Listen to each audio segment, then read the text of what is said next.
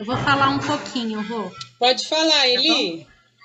Então, eu acho assim, é que a música, ela é tão flexível nessa coisa de planejamento que eu até me atrapalho um pouco por causa disso, porque às vezes você planeja uma coisa e muitas vezes não é o que a escola está pensando em preparar. Então, tem esse inconveniente às vezes. Mas dá para ajeitar as duas coisas, mas assim, o tempo é o que você falou, é muito importante nessa hora.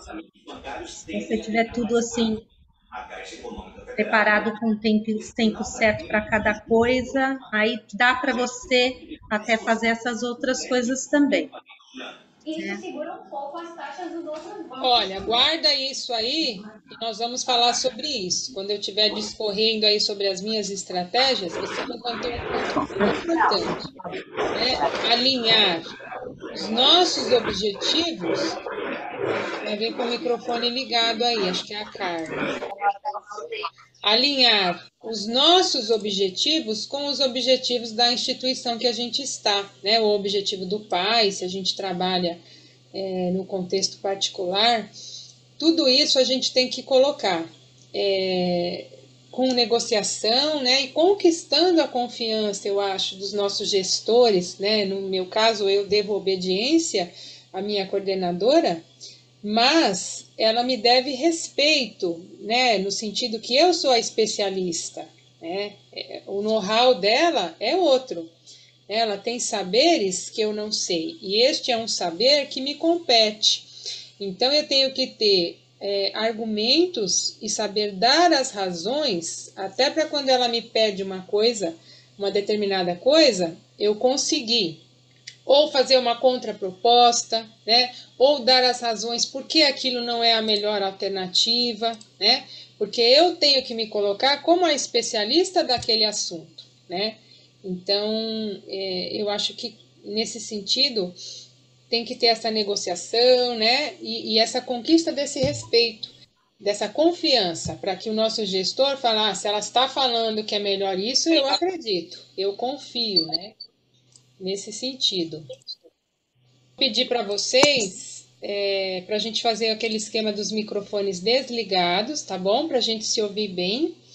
E quem quiser falar, aí me chama ou levanta a mãozinha. E se eu não perceber, me chama, tá bom? Pode me cortar na minha fala. Mas se a gente mantiver os microfones desligados, é melhor para todos, né? Para a gente se ouvir melhor, tá bom? Olha, pelo jeito esse é um assunto que tira o sono aí de muita gente, né? Vamos ver se hoje se eu consigo contribuir com vocês e compartilhar a minha experiência sobre esse assunto. Eu sou uma professora apaixonada, quem acompanha meu trabalho sabe que eu sou muito feliz no meu trabalho. Eu trabalho com crianças da primeira infância, tenho criancinhas aí de 1 ano e meio, e também trabalho na outra ponta da vida, trabalho com os idosos, né? Que eu sou educadora musical, eu sou musicoterapeuta, trabalho também com os idosos na musicoterapia.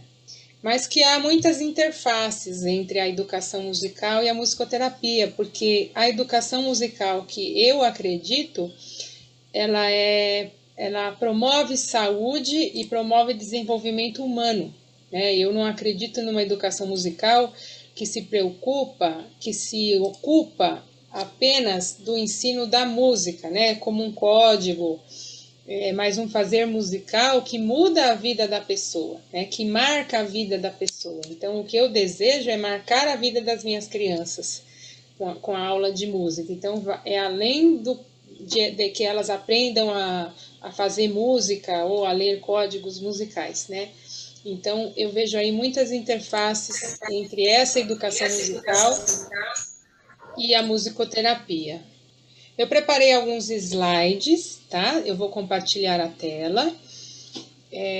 Estou gravando esta reunião, pretendo colocá-la no YouTube, aí eu disponibilizo para vocês. E também os slides, quem desejar, eu posso colocar lá no grupo, tá bom? Que para vocês lembrarem depois dos passos aí do que eu falar. Combinado? Então eu vou compartilhar a tela e você pode me interromper, tá bom? A gente vai conversando. Eu gostaria que fosse realmente uma conversa, tá? Eu tenho a minha experiência, cada um tem a sua experiência, né? E como diz o nosso querido Paulo Freire, não há saber mais ou saber menos, há saberes diferentes, né? Então, todos aprendem e todos ensinam, certo? Tá bom? Vou compartilhar a tela. Qualquer coisa aí vocês me chamam. Planejamento, mocinho ou bandido, né? Mocinho ou bandido? O que vocês acham? Quem quer começar a falar aí alguma coisa? Mocinho ou bandido? Bandido porque tira o sono de muita gente, né? O povo fica preocupado. Ai, meu Deus. Começa a acabar as férias. Ai, meu Deus, tenho que fazer o planejamento. E agora? O que eu faço? Por onde eu começo? Que ideias normalmente são associadas ao planejamento? Quando você pensa, tenho que fazer o planejamento, que ideias vêm na sua cabeça? Nossa, é muito chato fazer planejamento. Nossa, ai, tem que entregar esse negócio aqui, essa burocracia. Nossa, ai, e agora? Escolho o quê? Faço o quê? Vou para onde? Ah, já sei, vou comprar o planejamento. Vou lá nos grupos do WhatsApp, ver quem está vendendo planejamento. Aí resolvo todos os meus problemas. Que ideias? Alguém quer falar alguma coisa que vem na cabeça quando se fala de planejamento? Conteúdo, né? Conteúdo, tema, Estratégia. estratégia. Nossa, um monte de coisa. E aí, né? Para colocar nesse caldeirão, né, Eli? Eu coloquei aqui, olha, um bicho de 7 cabeças. Meu Deus, quanta coisa tem que fazer. Ave Maria, agora? Para onde que eu vou? O que eu escolho? Né? Coloquei aqui algumas cabeças que eu pensei. Nossa, é difícil o planejamento. É complicado. Trabalhoso. Demanda tempo. Requer organização. Requer pesquisa. E reflexão, né? Aqui já tem um bocado de coisa, né, gente? Olha quantas cabeças para a gente pensar. Não tenho tempo. Como é que eu vou refletir estressado? Ai, não dá tempo de pesquisar. Estou desorganizado. Eu tenho um monte de escola. O que eu faço? Quais as dificuldades normalmente associadas ao planejamento, né? Pensando nessas 7 cabeças aí, que dificuldades que vocês sentem? Uma dificuldade que eu sentia, eu pensava assim, nossa, tem tanta coisa que dá para fazer, como é que eu vou saber o que eu escolho? Eu lembro que eu pensava isso, quando eu estava mais no início, eu falava, o que eu vou escolher? Não tem um lugar oficial que me fale, olha, faz isso, isso, isso, vai por aqui, vai por ali, né? Não tem um planejamento oficial da área de arte, de música, né? Não é fechado, não é engessado. A gente tem até algumas diretrizes, mas não tem alguém que seja autoridade para falar, este é o caminho, este é o melhor caminho, este caminho está certo, este caminho está errado, né? E aí, o que acontece que eu percebi ao longo desses anos de experiência? Tem muito planejamento ruim e que a aula de música é um tempo desperdiçado, né? Um tempo precioso para o desenvolvimento das crianças, da musicalidade e que acaba sendo desperdiçado. E muitas vezes não por negligência do profissional, mas porque ele não sabe, ele está perdido, né? Não sabe organizar esses conteúdos, Eliane. Como conectar os conteúdos, como engajar as crianças, né? Como é que faz essa sopa com esses ingredientes? Eu pensei aqui em algumas dificuldades, eu coloquei a minha, né? Que eu lembro que eu sentia. Não saber como fazer as escolhas. É tanta coisa que dá para fazer. Como é que eu vou fazer as escolhas? Né? Dúvidas. A gente trabalha muito solitário no planejamento de música, né? Diferente, a pedagoga ela tem várias professoras na escola para conversar. O professor de música tem uma experiência mais solitária, né? A gente acaba conversando mais com colegas virtuais aí nos grupos do que com professores de verdade que estão no nosso dia a dia, né? A gente muitas vezes é o único professor de música da escola. Não saber organizar os conteúdos de maneira interessante. Poxa, eu tenho tanta coisa, mas eu não sei como é que eu ponho isso aí que as crianças vão se interessar, vão se engajar, que vai aparecer o resultado, né? Como é que eu organizo esse monte de coisa, né? Se sentir perdido. Nossa, gente, que dificuldade. Falta de tempo, né, para poder refletir, para poder pensar, para poder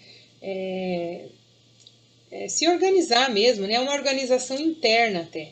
E o medo de fracassar, né? Porque a gente também tem uma exposição, né? A gente, como é único também na escola, eu acho que tem uma exposição.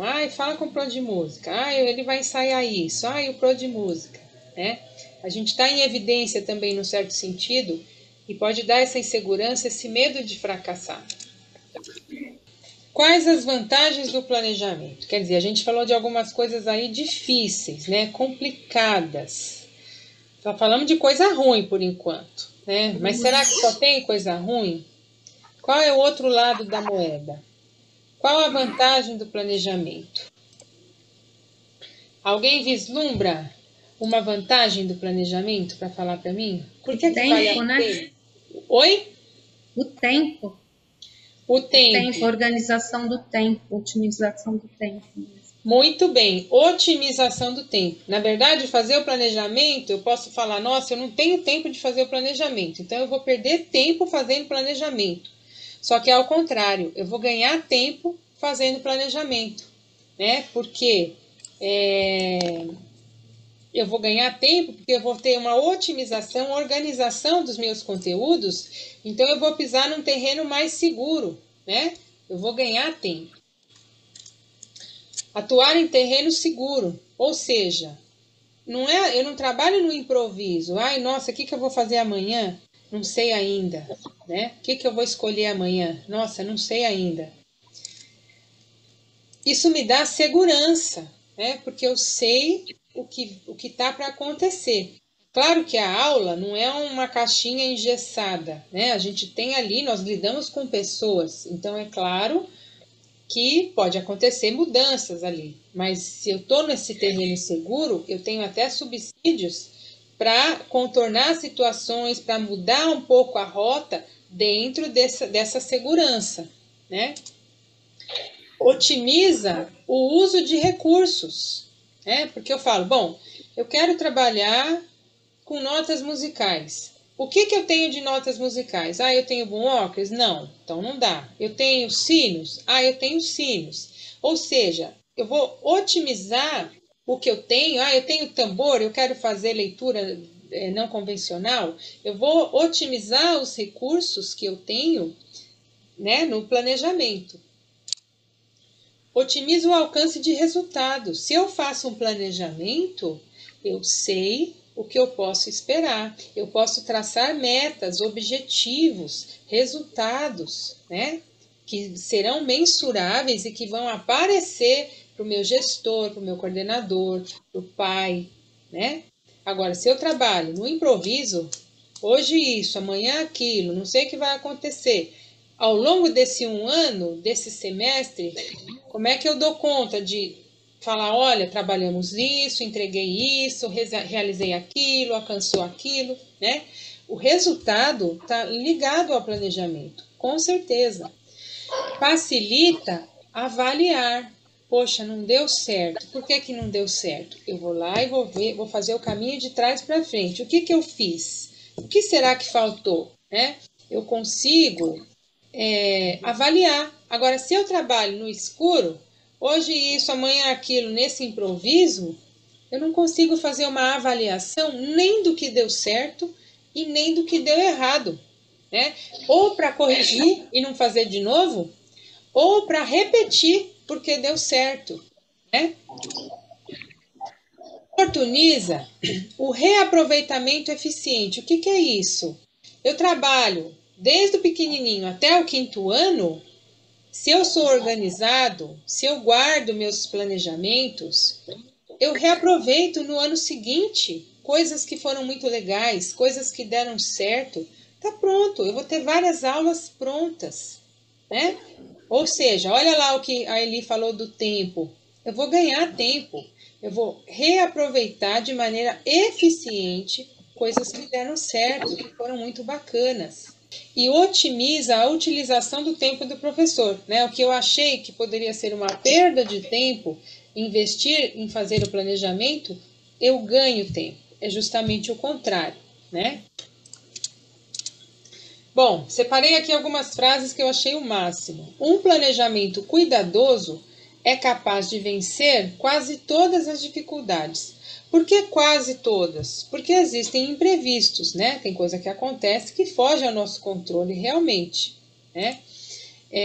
Mas eu estou em terreno seguro, eu sei o que vai acontecer, né? Existe uma previsibilidade, certo? Planejar ajuda a reduzir o esforço e aumentar a realização. Ou seja, eu não vou trabalhar mais, eu vou trabalhar menos e eu vou trabalhar de forma mais eficiente. Os planos são de pouca importância, mas o planejamento é essencial. É a mesma coisa que eu falar, nossa, eu quero comprar um carro, é meu plano. Como é que eu vou comprar esse carro? Eu tenho que me planejar. Eu vou guardar tanto por mês, eu não vou viajar nessas férias porque eu quero guardar mais nas férias. Você vai fazer um planejamento para realizar aquele plano, que era de comprar um carro. Eu quero fazer um regime. É meu plano. Como é que eu vou fazer esse regime? Eu tenho que fazer um planejamento da minha dieta. O que eu vou escolher? O que eu vou mudar? Né? Vou para academia. Tem um planejamento para realizar o plano. Só ter o plano não serve para nada, né? É isso que está falando aqui nessa frase. Então, gente, vale a pena investir no planejamento, mas investir dessa forma efetiva, otimizada, não é escrava, não é aleatória, né? É uma forma consciente, isso que faz a diferença. Como começar? Como começar? Aí vem o problema. Tá bom, eu acredito então que o planejamento é importante, mas como que eu começo? Para onde que eu vou? Eu estou perdido, né? Alguém já se sentiu assim? Olha lá, vai para cá, um fala vai para cá, outro vai para lá. O que eu faço, né? Não existe um único caminho. São infinitas as possibilidades. Não há um único caminho, né? Não tem um currículo padronizado. A grandeza da música não cabe num currículo, são escolhas, né? Mas as escolhas podem ser pautadas em algumas premissas, em alguns ingredientes. Que ingredientes? Que ingredientes que a gente pode destacar? Que não pode faltar no planejamento. Um planejamento efetivo e eficiente. Coloquei alguns aqui. Repertório. O que é repertório? Não é saber um monte de atividades, né? É saber articular as atividades no contexto, saber multiplicar, adaptar as situações. Então, é articular os saberes e os sabores, entende? Essa é a diferença, né? Isso é ter repertório. Não adianta saber um monte de atividade e não saber como fazer com elas, como conectar. Tem que ter dinamismo, né? Não dá para ensinar aula de flauta naquele tututu que as crianças não aguentam. Né? Eu vivi muito essa experiência de aula de flauta, chegava lá, a coordenadora falava, e o outro professor, ninguém aguentava aquele tututu da flauta, mas eu quero a flauta. Como que a gente faz? Né? Tem que ser dinâmico. Então, eu tenho que ter criatividade, tem que ter liga, né? Tem que ter uma liga, esses ingredientes. Não é jogar lá no caldeirão, tem que ter uma liga para engajar as crianças. Diversidade. As crianças hoje, nossa, não dá para ser tudo igual, repete. Elas querem novidade, né? E o nosso protagonismo, gente. Esse negócio de comprar planejamento, isso aí devia ser crime, sabe? porque é um absurdo, não tem condição você, um professor que estudou para ser professor, comprar planejamento. A gente pode comprar livros, comprar cursos, estudar, agora comprar planejamento, eu acho assim inaceitável, né? Porque o planejamento ele tem que ser seu, você tem que ser apaixonado pelo seu planejamento.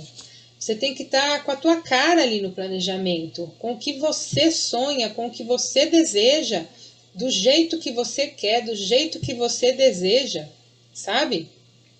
Então, você tem que ser o protagonista do seu planejamento. A gente estuda tanto Paulo Freire, ele fala tanto na pedagogia da autonomia, a gente vende isso para os pais, desenvolver a autonomia das crianças. A gente tem que ser autônomo, né? Ser autônomo é ser protagonista da nossa história, né? Do nosso caminhar, né? O que a gente deve considerar? Seu perfil. Quem é você? O que você gosta? O que você sabe fazer? Eu, por exemplo, eu não sou uma pessoa do coral.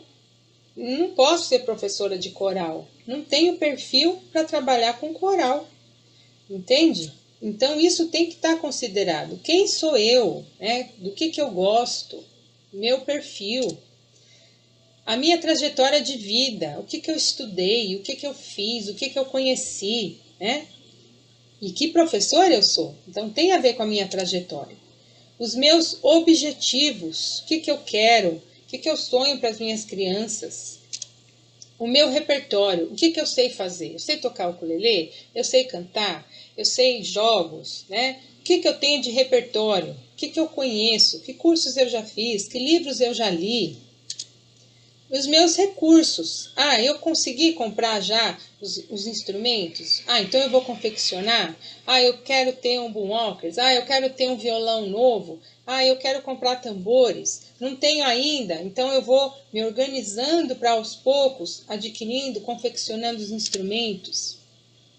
A minha experiência, a minha qualificação. Eu sou uma professora novata, comecei agora, né? Então onde eu estou pisando?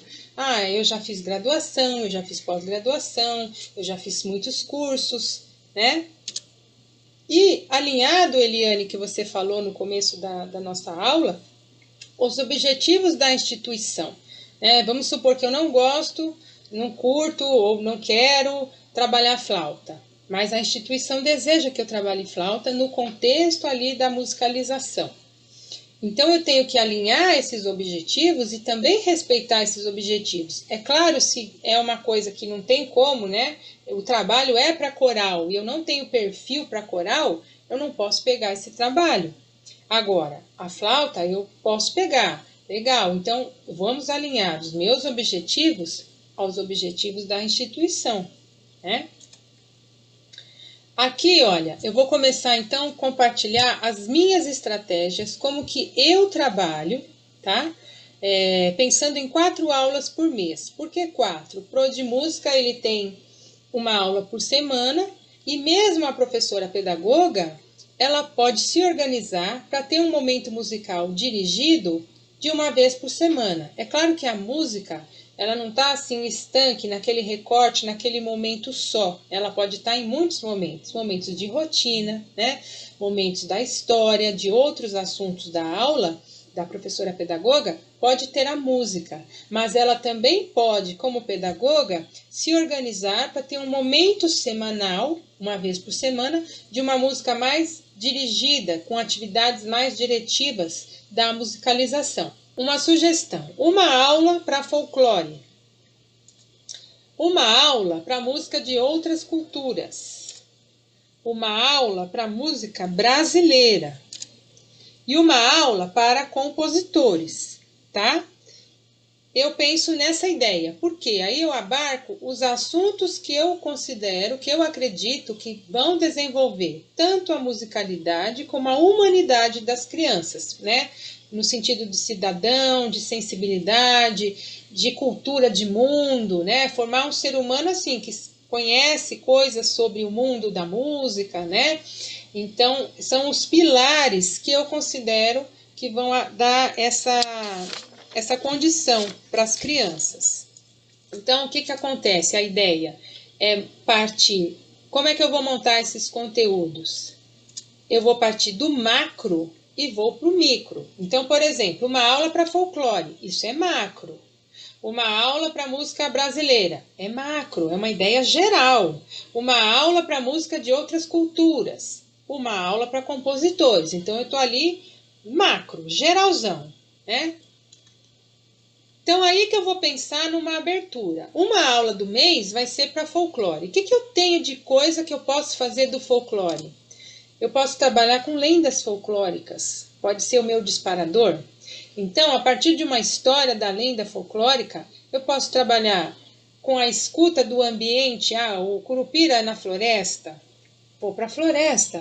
O que que tem na floresta? Que sons que tem na floresta? Como é o som da folha? Como é o som dos bichos? Que bichos? É pássaro? Né? Então, trabalho com essa paisagem sonora do curupira da floresta. E estou na lenda do curupira. Eu também posso fazer uma história de acordo com a faixa etária e a gente sonoriza essa história do curupira. Então, estou trabalhando com pesquisa de materiais sonoros, escolhas, improvisação, né? E sonorizar a história do curupira. Então, eu estou no folclore, né? Trabalhando com a musicalidade. Eu posso trabalhar com cantigas de roda.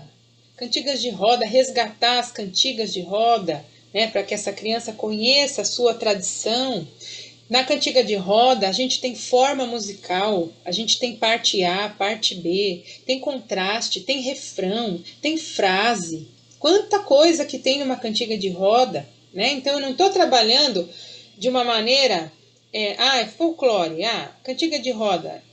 Gente, é muita coisa a cantiga de roda. Eu posso incluir a percussão corporal na cantiga de roda, e bate palma, e bate pé, e bate palma em dupla, e bate na coxa, e rodou para um lado, e rodou para o outro, na parte A de um lado, na parte B do outro, né? Faz contraste, se a criança é mais velha, faz duas rodas, uma dentro e uma fora, uma vai para um lado, outra vai para o outro.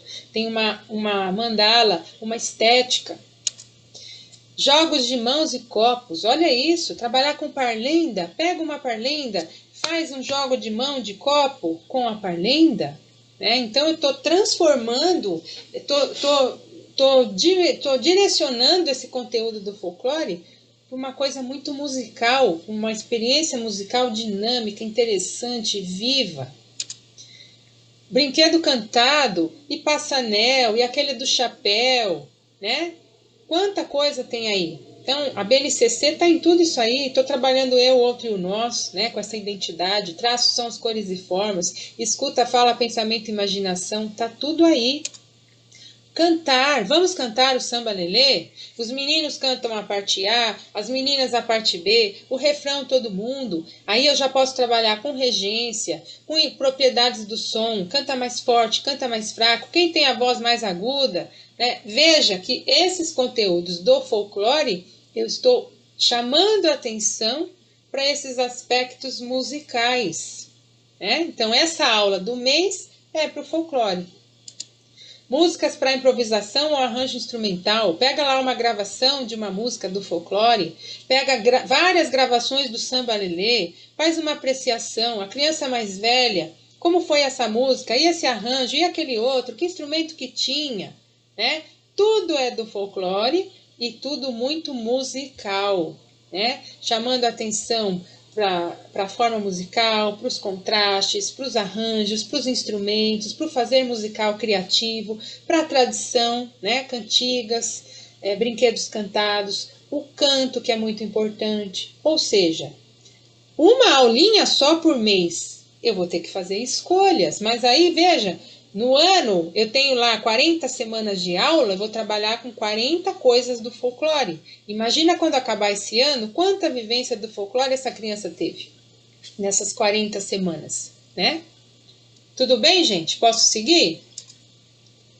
E rodas de conversa, né? Quem acompanha meus vídeos no YouTube pode constatar, eu converso muito com as crianças, né? Colho depoimentos delas, o que elas acharam, como é que foi, né? E de acordo com a idade elas vão me dando o que elas conseguem, né? Verbalizar. Uma aula para música de outras culturas. Aqui, o que a gente costuma ver bastante? Chega lá no novembro, preciso de música, fazer música da consciência negra. Gente, você não precisa esperar a consciência negra, né? O dia do índio. Gente, trabalha todo mês uma cultura. Pega o Japão, pega o México, pega o índio, pega a África, né? E aí você vai aprender, você vai se desenvolver, você vai conhecer, né? Então também eu posso partir de uma história, pega uma lenda africana, pega uma história que a internet, hoje a gente tem tudo aí, tanta riqueza para a gente pegar, escolhe uma história, inventa uma história que aconteceu no México e você quer trabalhar a música mexicana, por exemplo, né? Uma música para expressão corporal, para percussão corporal. Pega lá, música do México, vamos escutar, vamos dançar, vamos se expressar livremente, vamos fazer uma percussão corporal dessa música mexicana. A criança mais velha, que já tem aula, já entende um pouquinho mais, mostra no mapa, conversa. Como será que é o México, né? Você vai dando rosto para essas coisas. Pega uma música desse repertório, inventa um jogo de mãos e copos simples, né? Se a criança é pequena, bate palma, pega o copo. O que eu quero dizer é que não tem que ser coisas mirabolantes, sabe? Não tem que ser uma coisa assim, nossa, difícil. Pode ser um simples, mas que é um simples significativo, né? Música para improvisação e arranjo instrumental também. Faz simples, parte A é o tambor, parte B é o chocalho, né? O refrão é todo mundo, né? Ou pode fazer mais elaborado se a sua criança é mais velha. Também as rodas de conversa que sempre devem estar, isso te ajuda muito. Uma aula para música brasileira. O nosso Brasil, gente, o que tem de coisa nesse país. Cada região tem os seus encantos, né? A gente pode pesquisar. Vamos fazer uma música do Nordeste? Eu vou pegar o baião. Como será que começou o baião? Que repertório tem no baião que eu posso usar? Pega lá, vamos trabalhar, vamos para o Rio Grande do Sul. Como é que é a música do Sul, né? Você também pode ter uma história como disparador. Também escolher repertório. Faz a percussão corporal, faz a expressão, inventa jogos de mãos, jogos de copos, cantiga de roda. Você faz a roda, né? Pega uma música e transforma em roda.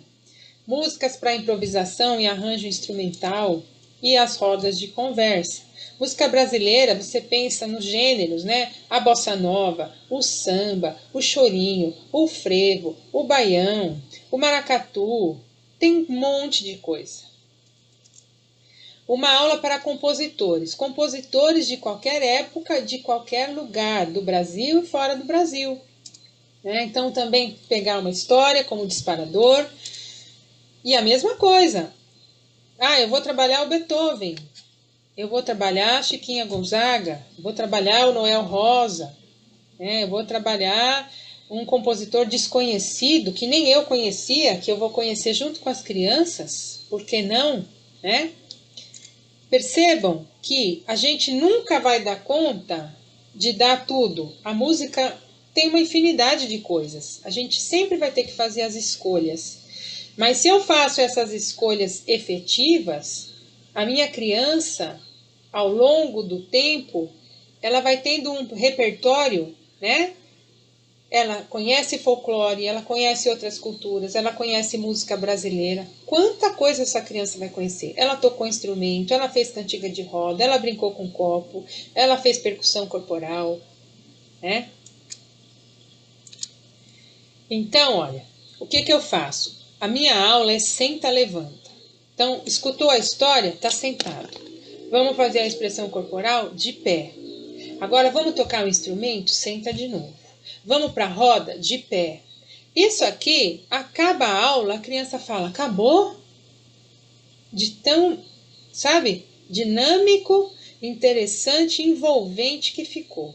O Senta Levanta é uma estratégia que funciona demais. Promova engajamento, né? Ligue uma proposta à outra. Então, gente, esse aqui é o compositor tal, vamos conhecer? Fez a história. Olha, vamos dançar uma música desse compositor? Você já vai dando liga. Ai, vamos tocar os instrumentos numa outra música desse compositor? Você vai conectando as propostas, né? Que é a aula temática que eu falo tanto, os encontros temáticos, né? Então, todo aquele encontro é daquele compositor. Todo aquele encontro é aí o Curupira. Para a criança é o Curupira, mas eu já fui para a floresta, eu fiz paisagem sonora. Tá percebendo o que eu tô falando? Varie nos recursos, né? Então eu tenho tambor, aí no outro dia eu uso balde, aí eu vou usar folha de papel, vou usar só o corpo, varia, leva surpresa, né? Deixa uma surpresa ali para aquele momento. Hoje eu tenho parachute, vou usar a banda elástica, né? Vou usar o bambolê. Utilize elementos surpresas, né? Os objetos extensores. Então, os guizos, pulseirinha de guizo. Ouça e observe os seus alunos, né? A gente, quando observa, a gente pode avaliar se o que nós planejamos tá ok, né? Tá no caminho certo. Por exemplo, quando a gente é mais novato na escola, eu sentia isso, né? Eu falava, nossa, a criança de 2, a de 3, a de 4, a de 5, até 10, como é que eu vou conectando, ajustando ali a cabecinha dela? A gente vai aprendendo, observando, escutando as crianças, para ver, entender como é que ela pensa, né? Como é que ela processou aquilo que eu falei do Beethoven? Então eu preciso observar e escutar as minhas crianças, né? Certo? Olha só, durante o ano, imagina que você trabalhou uma aula para folclore, uma aula para música de outras culturas, uma aula para música brasileira, uma aula de compositores de qualquer parte do mundo. Pensa nisso aí ao longo do ano. Acabou o ano. Acabou o ano. As minhas crianças terão vivenciado diversos gêneros musicais brasileiros e de outras culturas. Conhecido muitos compositores brasileiros e estrangeiros. Conhecido lendas folclóricas, brincadeiras cantadas, cantigas de roda. Cantado diversas canções. Utilizado seu corpo como instrumento de expressão e de sonoridade. Tocado muitos instrumentos. Olha que beleza. Desenvolvido significativamente sua musicalidade. Pensa, quanta coisa, né? A partir de um planejamento efetivo. Aí, lembra que eu falei do reaproveitamento eficiente? Se você planilhar isso, ou eu coloco na planilha Excel, eu gosto do Excel. Quem gosta de caderno, do Word, onde você gostar, registra isso. O ano que vem a aula do Beethoven está pronta. A aula do folclore do Curupira está pronta. Eu tenho trocentos planejamentos prontos, gente. Só vou escolhendo qual que eu quero, porque eu registro. Aí esse ano eu quis trabalhar esse, aquele compositor. No outro ano eu trabalhei esse, aquele. Tá tudo guardado. Tá pronto. Tá pronto. Entendeu? E você? O que vai ter acontecido com você? Olha só. Você vai ter organizado os conteúdos de maneira efetiva e eficiente. Né? Você está num terreno seguro, você não está matando cachorro a grito, um dia aqui, outro dia ali, não sei o que vai acontecer. Desenvolvido a capacidade de planejar qualquer assunto que você desejar ou precisar. O que a sua coordenação pedir. Outro dia uma pessoa me procurou bem nervosa, falando assim, não sei se ela está aqui hoje. Ela falou assim, eu estou muito preocupada, eu tenho que fazer para séries tal, sobre a semana de 22, e eu só consegui pensar no trenzinho do Caipira do Vila Lobos, a Semana de Arte Moderna, que vai ser o centenário. Aí eu falei para ela, calma, olha só, a Semana de Arte Moderna era para o brasileiro, né? A ideia era valorizar o que é nosso.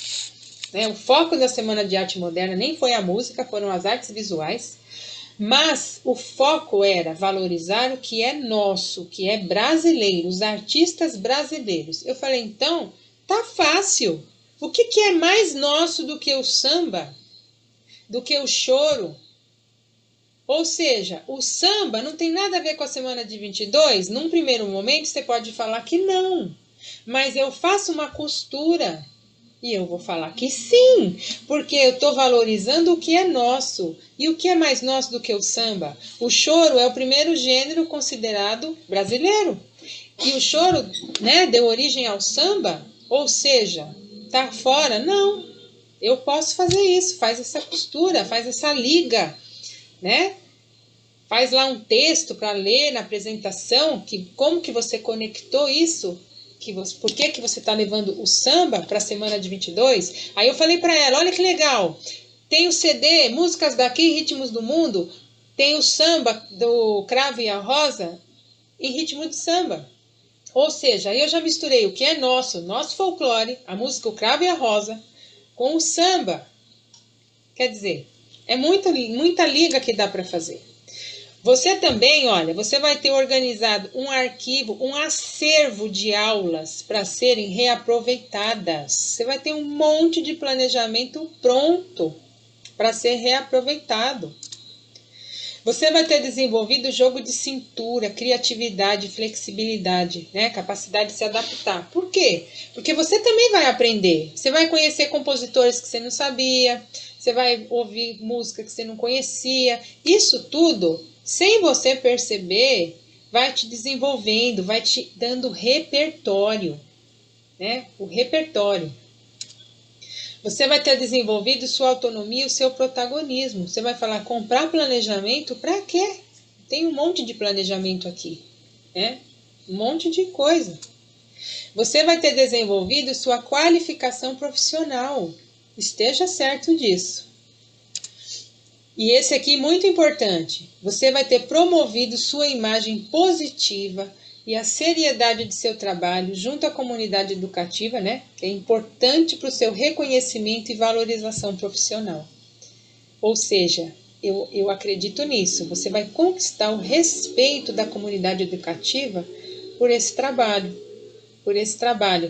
porque isso vai reverberar, né? As crianças contam, as professoras pedagogas percebem, ou mesmo se você é pedagoga, né? Você tem contato direto com os pais. Isso vai aparecer, gente. A criança chega em casa falando, aprendi Noel Rosa, conheci a brincadeira tal, toquei tal instrumento, conheci uma música do Japão.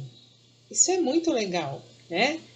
Então você não está lá só passando tempo, brincando, né? Você está dando conteúdo, desenvolvendo a humanidade, a musicalidade dessas crianças. Então, o que eu acho que é o X da questão para mim do planejamento? É o repertório. Se eu tenho repertório, eu faço um monte de planejamento efetivo e eficiente. E como é que eu vou adquirir repertório? Se eu não tenho meu empenho, né? Eu tenho que me empenhar. Não tem mágica. Agora, se eu comprar o planejamento pronto, eu nunca vou ter esse repertório. Nunca vou ter esse repertório, né?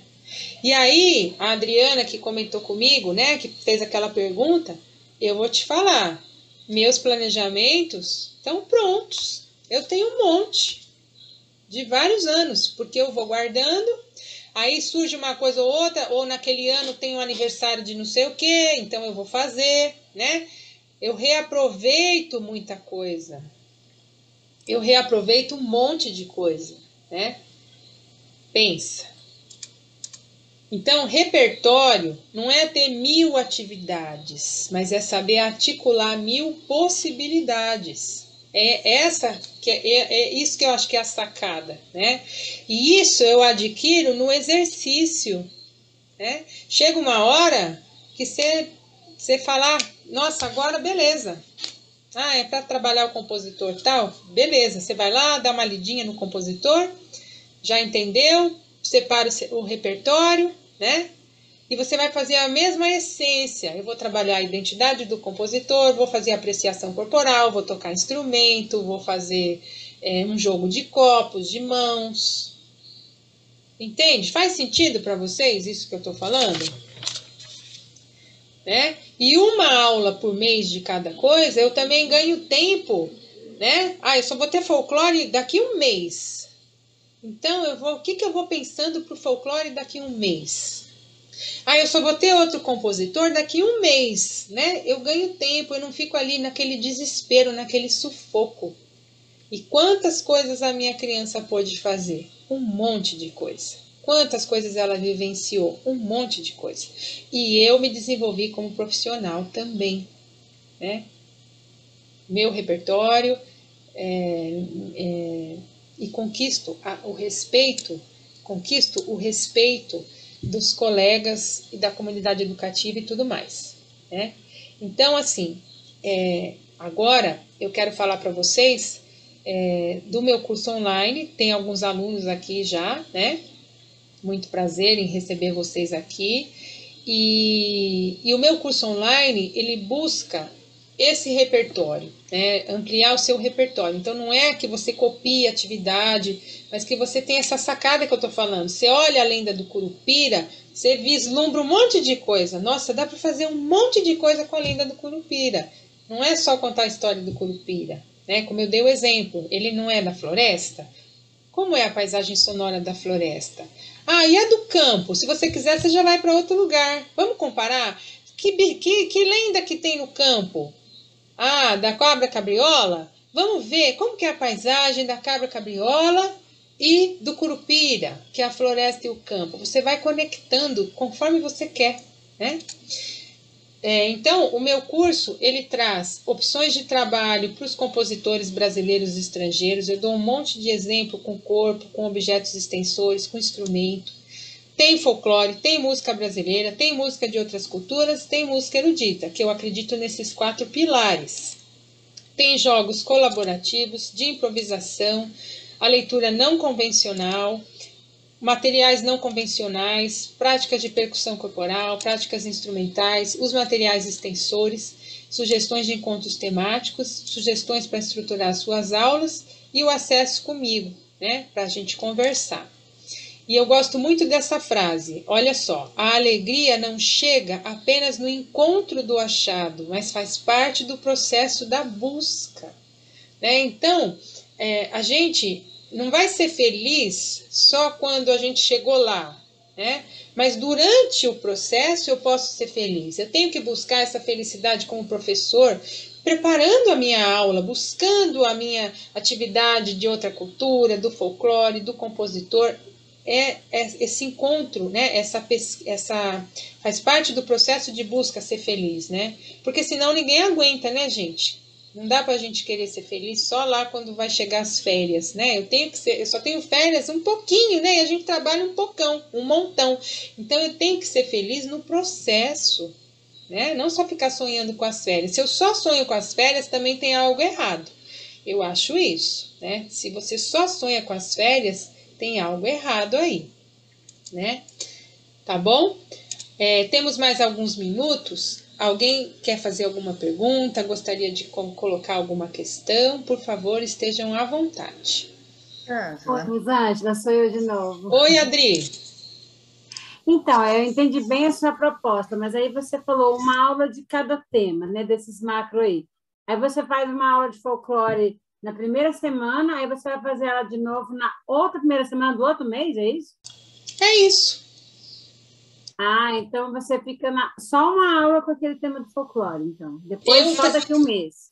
Eu trabalho assim, Adriana, porque é o seguinte, isso é uma estratégia minha, tá? A minha experiência tem funcionado assim. Eu gosto, porque eu trabalho com criança pequena e criança falta. E a criança falta. Então, eu trabalho como se fosse uma mini oficina. Naquele dia, ele conheceu o Curupira, jogou aquela parlenda, dançou aquela música. Se ele faltou, ele perdeu. A outra semana é outra coisa. Aquela criança que faltou, perdeu. Entendeu?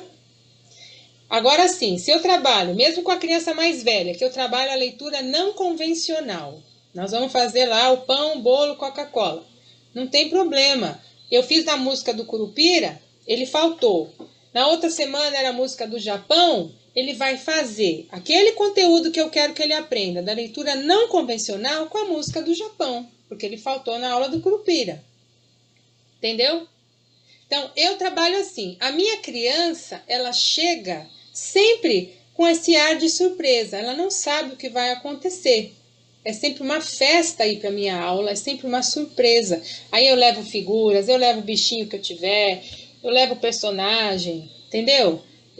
Então, é sempre uma novidade para a criança quando ela chega na minha aula. Ela sente que ela está indo sempre para uma festa, sabe? Para uma festa e para um piquenique. Sempre tem essa coisa do novo, né? Mas do novo que é uma segurança.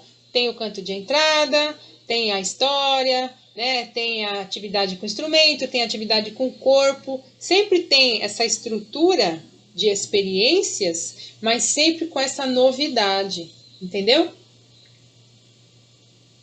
Mas como eu disse lá, aquele slide são caminhos, né? São muitas possibilidades. Essa é a minha trajetória, tá? Rosângela, desculpa, dá tempo fazer tudo isso numa aula só? Porque parece tanta coisa. Olha, é assim, quanto menor a criança, mais coisas nós fazemos, né? Vocês sabem disso.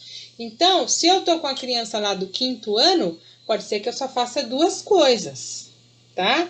Mais 2 coisas do Curupira. Então, eu contei a história do Curupira e vamos fazer uma pesquisa e improvisação do Curupira. Como é que é? Você já vai coletando. Que som que tem na floresta? Que instrumentos a gente pode escolher? Aí você leva papel celofane, molho de chaves, coisas diferentes, né? Para fazer, entende? E vai fazer esse arranjo, talvez. Entendeu? Tudo é adaptado conforme a faixa etária, né? Alguém também me perguntou sobre quando tem festa na escola. Eu incluo no planejamento. Eu não fico sofrendo com o meu conteúdo e mais a apresentação. Não. Esse ano, por exemplo, eu tenho que dar conta da mostra de arte que vai ser a semana de 22. Eu vou trabalhar com samba, eu vou trabalhar com compositores do samba, lá no El Rosa, do Nival Caymmi. Vai estar no meu planejamento o que eles vão apresentar. Entende? Eu não vou fazer outra coisa, né? Eu vou adaptar os objetivos da instituição aos meus objetivos. Entendeu? Uma pessoa perguntou aqui no chat, deixa eu ver aqui. Parabéns, tal, facilitou, obrigada. Gostaria de saber como você faz isso com todas as turmas, repetindo os mesmos compositores ou muda cada um? Depende. Eu sou a mesma professora, né? Da criança pequenininha, ela vai ficando mais velha. Então, eu sei, por exemplo, se eu trabalhei o Beethoven lá no Infantil 2, eu não vou trabalhar de novo o Beethoven no Infantil 3 com essa criança, né? Ah, mas tem aluno novo. Ah, ele vai conhecer outro compositor, gente, né? Agora, se eu quiser, eu até posso repetir o Beethoven, porque faz 1 ano também. E eu posso aprofundar um pouquinho, né? Porque ela já está mais velha, ela tem mais maturidade, se desenvolveu mais cognitivamente, motoramente. Então, depende, né? A questão é eu saber articular o repertório. Eu não vou copiar a atividade igualzinha nas séries. Eu já falei isso aqui algumas vezes. Quem que me chamou? Pode falar? Quem que era? Lucas, pode falar, Lucas. Eu achei muito interessante essa divisão que você faz aí, né, de um por dia, ou de uma aula dessa por semana, por mês, né?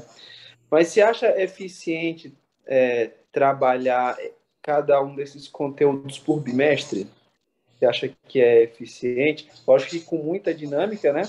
E dividindo muito bem o que vai fazer, mas é eficiente ou você acha que assim dividido durante o ano inteiro seria melhor? Olha, Lucas, como eu falei ali nos outros slides, não tem melhor, não tem pior, né? E não tem um único caminho, são muitos caminhos. E que esses caminhos, eles têm a ver com o seu perfil, né? Com tudo aquilo lá, seu perfil, suas preferências, seus objetivos, né? Eu gosto de trabalhar assim, porque eu acho que para a criança dá um dinamismo interessante. né? Mas eu também já trabalhei dessa forma que você falou, quando eu trabalhei um projeto que era sobre música instrumental. E durou vários meses, mais do que um bimestre. E eu fiz ser interessante, eu fiz ser dinâmico, porque eu levei propostas do Senta Levanta, eles tocaram, eles conheceram, eles experimentaram, né? Então, você pode trabalhar, eu acredito que você pode trabalhar qualquer conteúdo e o seu jeito, né? Quem você é que vai fazer a diferença. É o protagonismo. Por isso que você comprar o planejamento não faz sentido, na minha opinião, né? Porque você gosta de trabalhar assim, você se sente mais seguro, faça por bimestre, né? Faça ser interessante aquele bimestre. Não tem certo ou errado, né? Eu acho que tem que ser você observando as crianças, ouvindo as crianças, esse vai ser o termômetro também, né? Se você se sente mais seguro assim, prefiro trabalhar dessa forma. Mas não é errado, não é pior e não é errado, de jeito nenhum.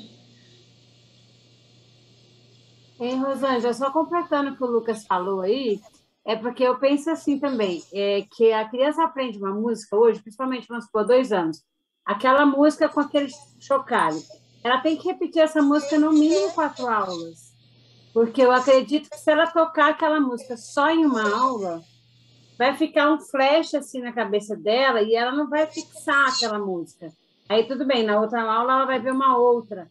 Eu acredito mais que ela precisa pelo menos um mês com a mesma música, com o mesmo conteúdo. Então eu trabalho mais assim, por mês. Eu trabalho 4 aulas com aquela música. E no outro mês eu vou mudar a música. Então aí tem a música do chocalho, tem a música do movimento, tem a música da história. E nós vamos repetir essa música 4 aulas. Eu não sei se já teve essa experiência de repetir assim 4 vezes, porque eu acho que as crianças pequenas, principalmente, eu trabalho de 1 a 5 anos, eles querem fazer de novo, eles pedem, vamos cantar de novo aquela música, vamos fazer aquela dança outra vez. Aí, se eu fizer só uma aula, parece que eles vão ficar frustrados. Eu não sei como é que você percebe isso. Olha, como eu disse, eu repito, não tem certo e errado, né?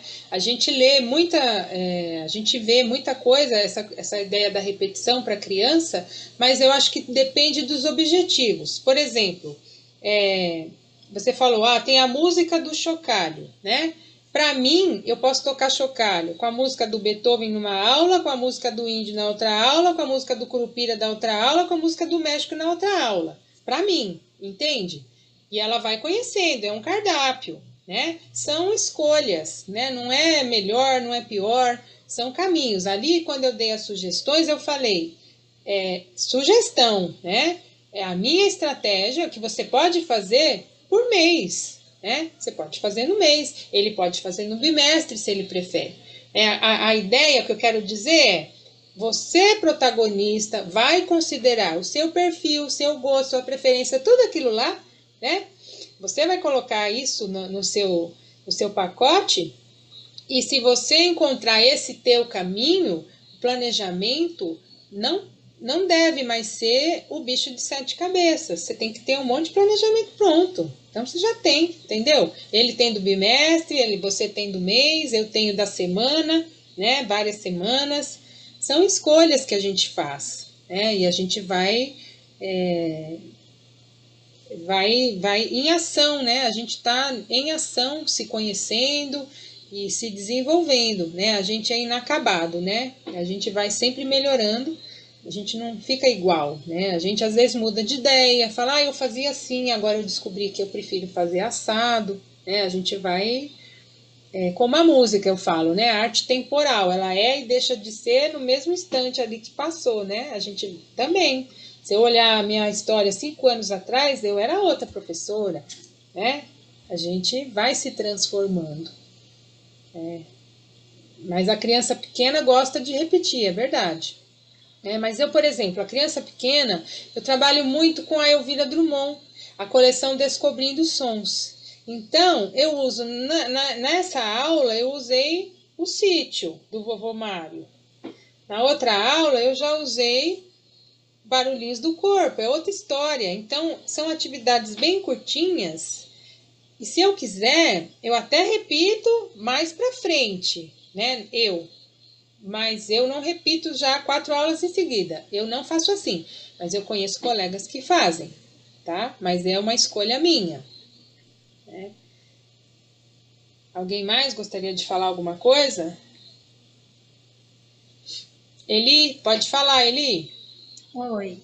Então, eu queria te perguntar se você já planeja, assim, 2 meses, todas as semanas, ou o ano todo, acho que não dá, né? Mas não. Por mês acho que é melhor, né? Eu planejo pequeno, assim. Como eu te falei, pequenininho. Eu já tenho muitos planejamentos prontos, né? Eu tenho, porque eu organizo assim nas planilhas, está no Excel.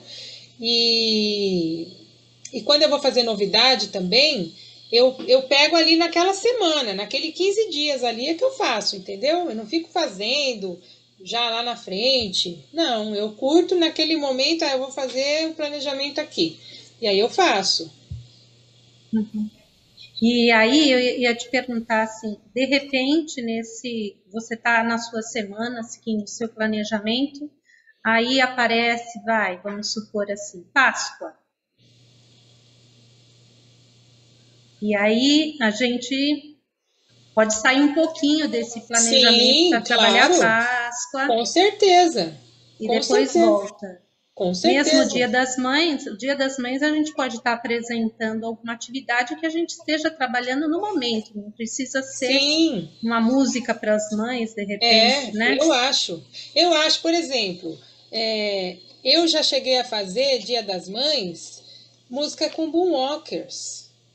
E aí, que costura que eu fiz? Que o amor é colorido, é muito alegre, que tem muitas cores. E a gente apresentou uma música do Boomwalkers, com Boomwalkers, que não tinha nada de mãe, era uma música instrumental, entendeu? E as mães amaram. Não precisa falar mamãe, eu te amo na música, na minha opinião, entende? Então, eu adapto os objetivos da instituição com os meus objetivos. Eu negocio o que eu acho que não dá, né? Tento argumentar, fazer uma contraproposta, e o que eu sei que tem que fazer, eu adapto, como eu dei o exemplo da Semana de Arte. Esse ano eu tenho que trabalhar a Semana de 22, então eu já vou colocar no meu planejamento, eu não vou fazer a mais, está no planejamento. Só que, por exemplo, eu vou trabalhar o Noel Rosa, eu vou trabalhar o Pixinguinha. Outro ano que não tem nada a ver com isso, eu já vou ter pronto o planejamento do Noel Rosa, se eu quiser trabalhar o Noel Rosa, entende? Não é perdido. Eu vou ter pronto o planejamento do Pixinguinha. É isso que eu estou falando, né? Dessa reutilização efetiva que a gente pode fazer. Eu vejo muitos colegas, planejamento, eu falo, gente, não precisa disso, dá para a gente encontrar um caminho e ter um monte de coisa pronta. A cada ano que passa, a gente tem mais planejamento pronto para escolher, entende? Reaproveitar, readaptar, né? Eu acho, por exemplo, que Dia das Mães, que você citou, eu posso trabalhar até apresentar uma parlenda que eles conhecem, faz uma paródia de uma parlenda usando o ritmo, sei lá, a criança mais velha aprende a parlenda e faz uma paródia com eles e apresenta com a percussão corporal, né? Gente, eu acho o seguinte, que sobra assunto e falta aula. É isso que eu acho. É tanta coisa que dá para fazer que sobra assunto e falta aula. É o contrário, né? 4 aulinhas por mês, gente, é pouquinho. Não é pouquinho? Pensa bem. Não dá para a gente sofrer com 4 aulas. A gente tem mais privilégio, pensa os pedagogos, aqui deve ter pedagogo. É muito mais difícil organizar os conteúdos do pedagogo, gente. A gente tem que reconhecer isso, né? pensa, um monte de caderno que eles têm, um monte de folhinha, né? A gente não tem. A gente é a festa. Eles vão para a festa quando vão para a nossa aula. Eu me sinto uma atriz global. Eu passo, aplaude música, né? A gente é o momento da alegria, do quebra-rotina, né? Que vai para uma festa. Não é verdade? Rosângela, Oi. eu vou te fazer uma pergunta que foge um pouquinho aí do assunto. Mas a escola me pediu para fazer uma sondagem com os alunos. Você faz isso? Você é pedagoga? Não. Você atua? Eu atuo como musicalização na escola. Ah. Mas aí, e eu vejo, assim, as minhas colegas trabalhando sondagem, então, trabalha se a criança conta até 10, se reconhece as letras, essas coisas, né? E aí elas me pedem para fazer sondagem. Eu falo, mas não sei, eu fico muito incomodada com isso.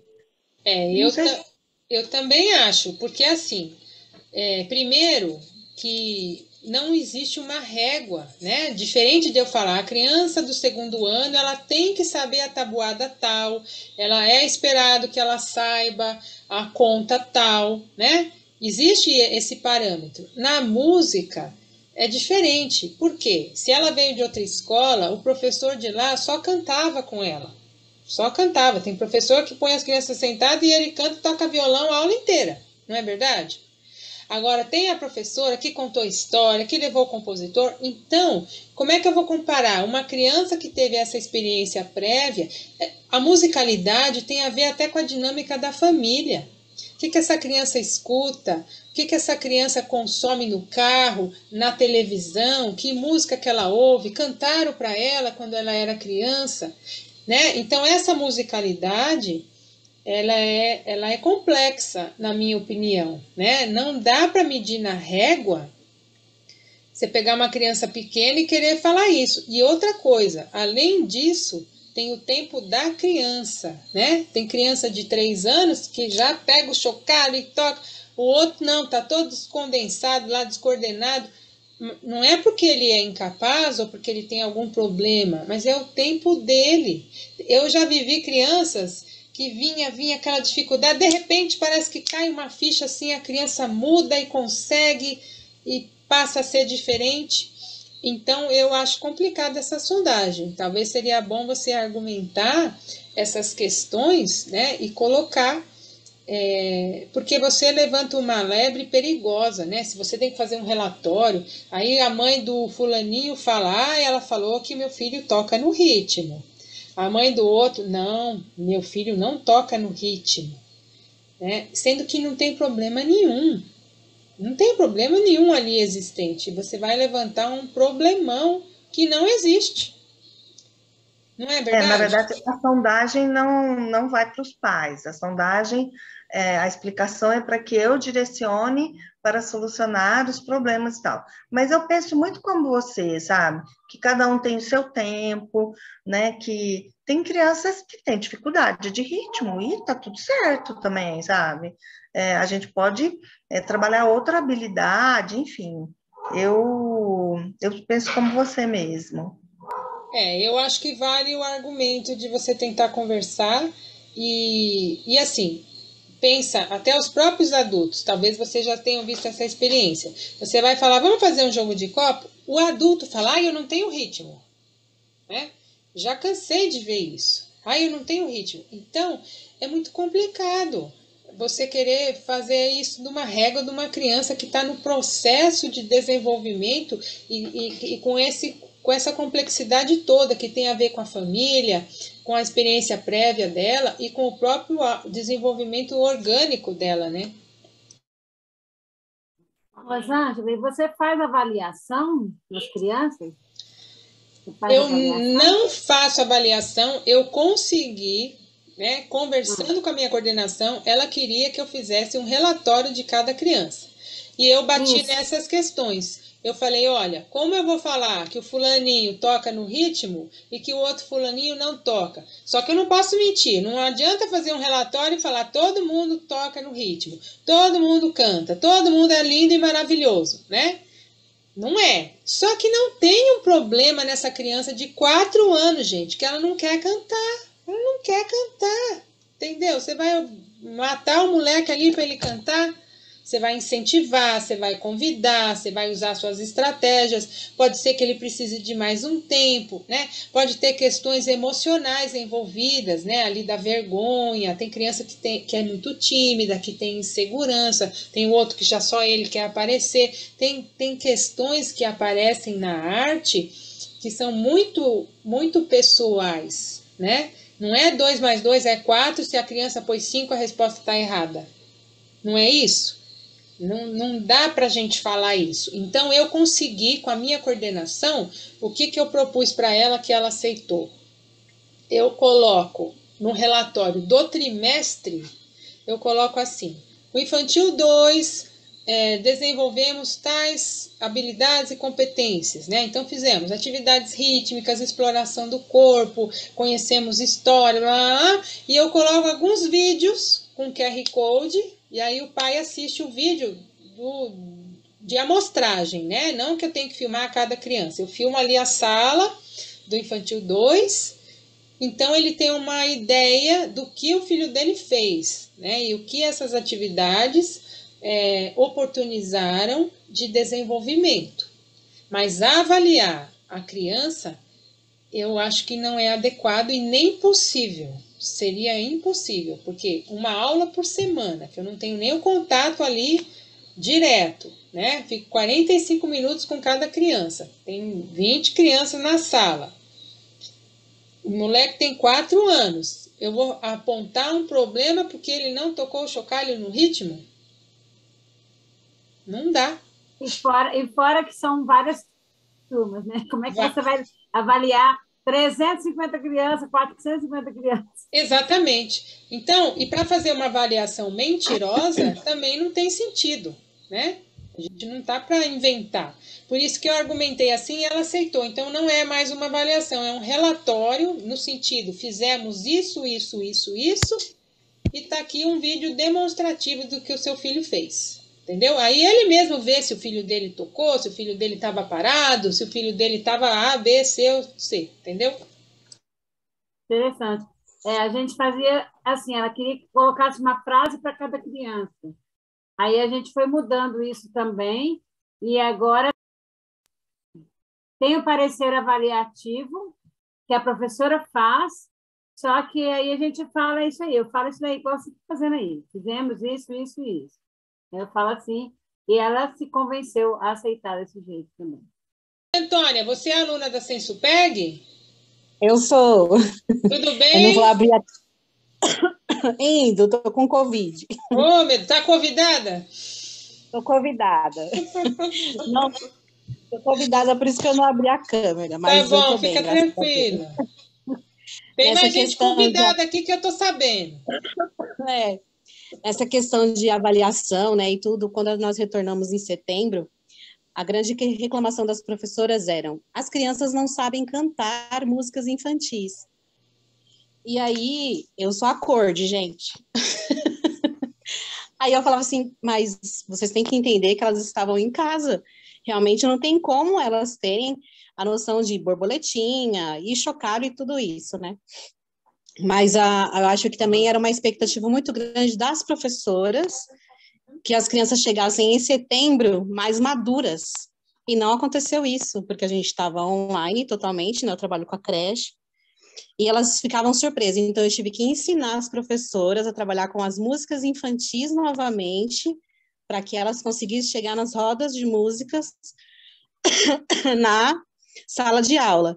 Então, eu olhando aí a sondagem, eu lembrei bastante das professoras me falando isso, né? Ah, eles não sabem bater palma.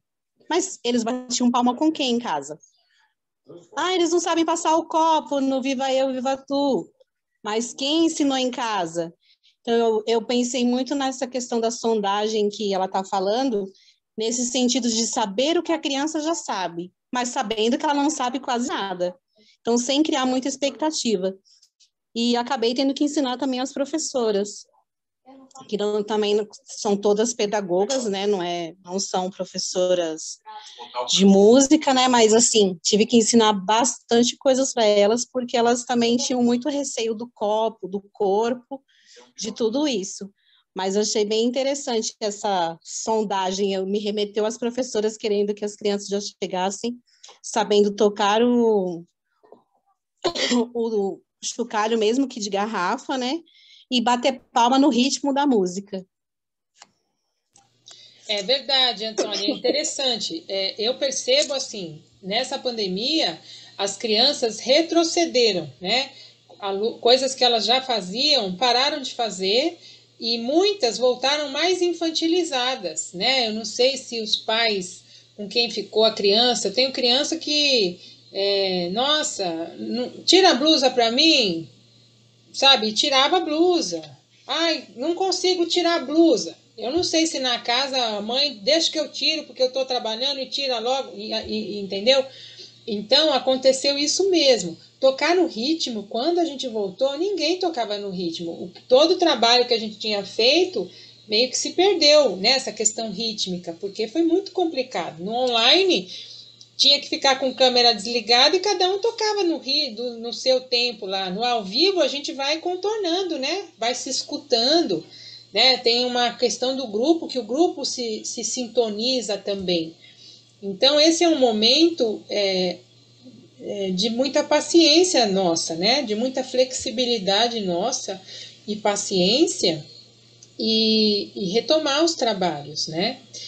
Eu concordo, a sondagem pode ser feita nesse sentido, o que essa criança não faz, ou o que a gente quer que ela faça. Eu quero que ela cante as músicas do folclore, né? Nesse sentido talvez, mas não no sentido de comparação ou de expectativa, né? Eu acho isso. Mais alguém quer fazer alguma pergunta? Eu gostaria de fazer uma pergunta, Jaqueline. Pode falar, Jaqueline. No ano passado, né, por causa na verdade, desde 2020, quando teve o ápice da pandemia, as crianças, elas não tinham, no caso, na escola que eu dou aula, não tinha como fazer, né, alguma coisa com elas, sendo que elas pudessem corresponder. No caso, eu trabalhei com o canto coral, e aí, como a gente não podia sair de casa, aí eu coloquei conhecendo os 5 cantos do mundo com uma canção, né? Isso aí eu coloquei como base de planejamento. Já quando a gente voltou, eu fiquei um pouco receosa por causa dos protocolos os protocolos de saúde, né? Se seria recomendável ou não fazer a parte de flauta na escola. Eu queria a sua opinião. Está no mudo. Na minha opinião, não é momento de flauta, porque você tem que tirar a máscara, né? E tirar a máscara nesse momento, a gente tem que evitar, né? Incentivar as crianças, eles já ficam às vezes errado, né? Eu tenho criança que a gente tem que ficar, eu falo, seu nariz tá pelado, eles dão risada, eu falo, olha, seu nariz tá pelado, né? Então eu acho que não é momento de flauta, porque voa saliva, tira a máscara, na verdade você vai fazer algo que não é para fazer, né? Tirar a máscara. Então, para mim, e tem tanta coisa que dá para fazer fora a flauta, que eu acho que não é momento de flauta, na minha opinião, tá? Mas, sim, muito obrigada. Eu gostaria de saber, assim, eu sei que na flauta no colégio realmente não é recomendável no momento, mas eu gostaria de passar, pelo menos, lições para que eles fizessem em casa, porque eles já adquiriram o instrumento. Porque muitos estão no 5º ano, e a gente sabe que muitos alunos depois do 5º ano não pegam mais o instrumento, né? Que fizessem o uso da música na sua totalidade, mas dentro do que pode ser feito. Seria uma boa ideia? Olha, é assim, eu entendo essa questão. Os pais compraram a flauta, né? Mas ninguém tem culpa da pandemia. E o que eu acho que de verdade vai acontecer? Ninguém vai aprender nada. Porque a flauta, o segredo da flauta é você aprender a fazer o sopro. Se você faz o sopro errado, o som é muito feio, né? Então, tem que ter uma maturidade cognitiva, motora, para você conseguir fazer a flauta. Quando eu trabalhava com flauta, eu começava com o soprinho da vela, soprar a vela sem apagar a chama, para entender a intensidade do sopro. A bolinha de sabão, né? A flauta aqui no queixo e trabalhar os dedinhos primeiro da música, né?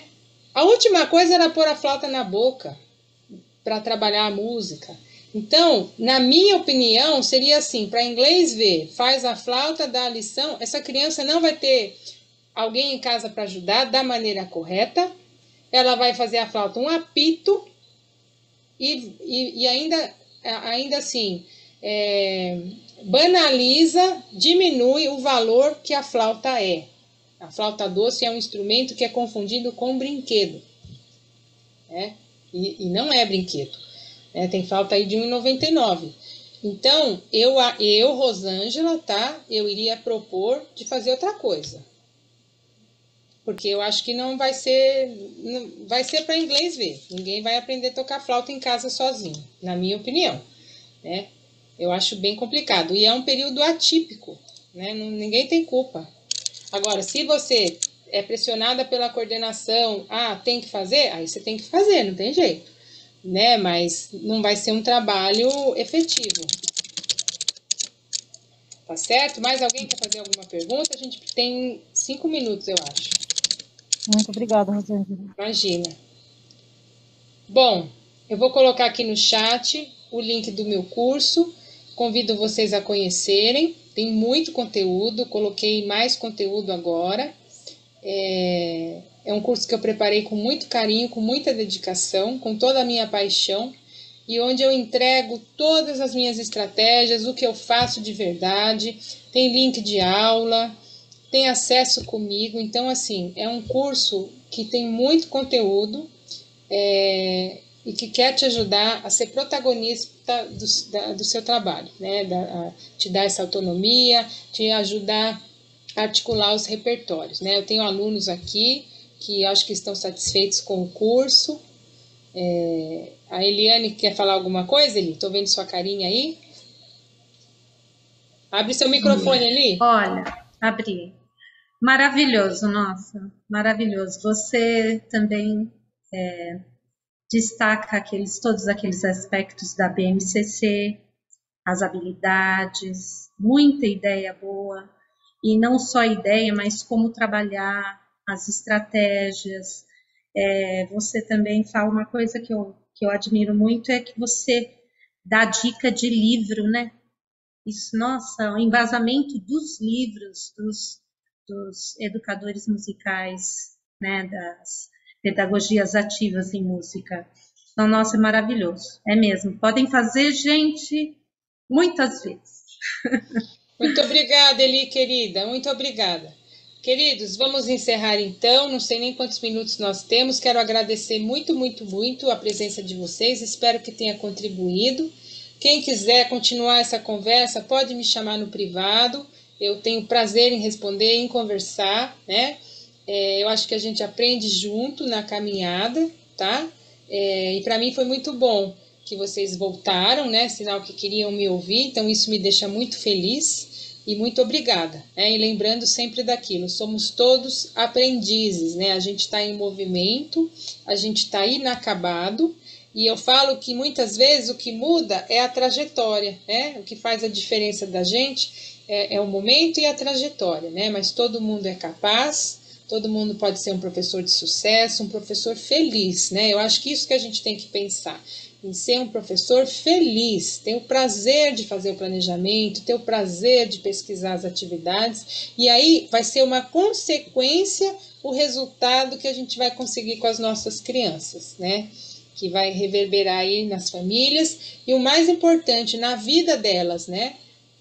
Na vida delas, a gente quer transformar essas crianças, marcar a vida dessas crianças, tá certo? Você vai disponibilizar o slide, aquele slide? Eu vou sim, eu coloco lá no grupo, tá bom? Obrigada. Obrigada, gente. Obrigada por ter vindo. Estou à disposição, tá? Um beijão para vocês. Bom ano, né? Sem Covid. Vamos ver se a gente joga essa máscara fora, talvez aí no segundo semestre, quem sabe? Fazer um São João de máscara. Meu Deus. Ia ser muito bom, né? Não, queimar todas as máscaras.